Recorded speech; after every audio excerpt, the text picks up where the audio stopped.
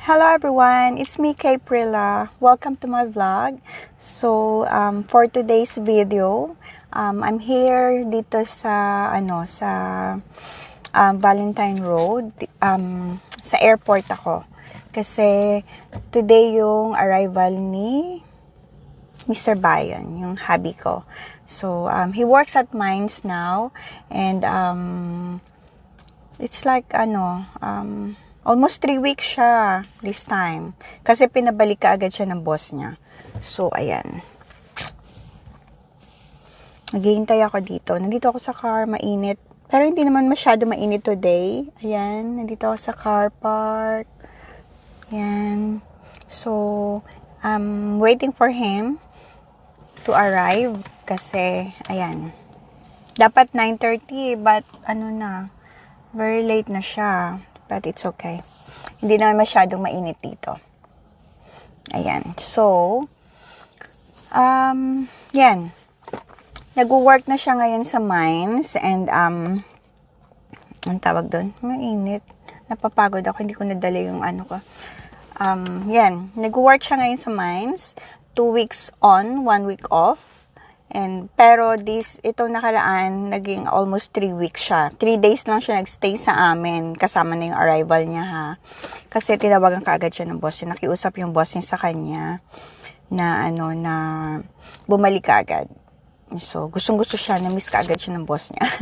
And you know what, guys? I share ko lang din. Kasi nagustuhan siya masyado ng boss niya. So, after 2 weeks, nag-increase kaagad yung salary niya. So, and hindi lang $1, $2, or $3 yung in-increase sa per hour niya. Which is very good, diba? Kasi nagustuhan yung performance niya. Kasi naman si Arnold, malahiro naman siya pag nagwo-work. Sabi ko nga sa kanya, kailangan, wag mo masyadong pagurin yung, yung katawan mo. Kasi work is work. Yeah, 'di ba? And meron naman kayong time para matapos yung isang job na binigay sa inyo. Pero siya kasi mabilisan na ginagawa niya, so nakakawawa nga. So ayun, excited ako na dumating siya kasi na-miss namin siya ng mga bata, and of course, wala siya dito sa Christmas.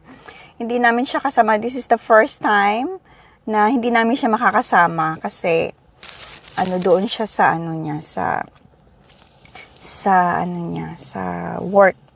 Yun, hindi mababago. So, it's okay kasi we need it naman, di ba? Kaso lang, syempre, nakakalungkot lang. So, i-maximize namin yung 1 week na off niya with the kids na mag-celebrate. Kasi siya wala siya dito sa Christmas. So, ayun. Medyo malungkot. Ay, nako, naghihintay ako sa kanya. Patiently waiting. Hindi ko mapakita yung OOTD ko, but I'm wearing, mamaya na lang. I'm wearing I'm wearing maxi dress. So, ayan. Ito lang. Medyo may kalakihan yung aking braso. Malusog ako ngayon. Ay, nako, hindi ako makapaghintay kasi sa 1 week na to, magpapahinga ako. Hindi ko kailangan magluto. Hindi ko kailangan magkikilos sa bahay kasi andyan si Mr. Bayon. So, siya lahat. Sa work, after work niya, siya yung sa bahay. Ganun naman talaga di ba? Give and take. Ayan, so, excited naman ako na nagdumating siya. Nakakapanibago, pero kailangan talaga namin. We have projects na talagang kailangan namin magawa ASAP.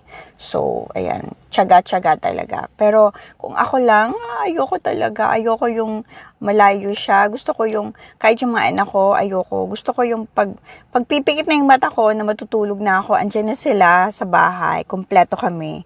And then, pagising ko, I know na andyan sila. Papasok sa school, papasok sa work, ganyan-ganyan.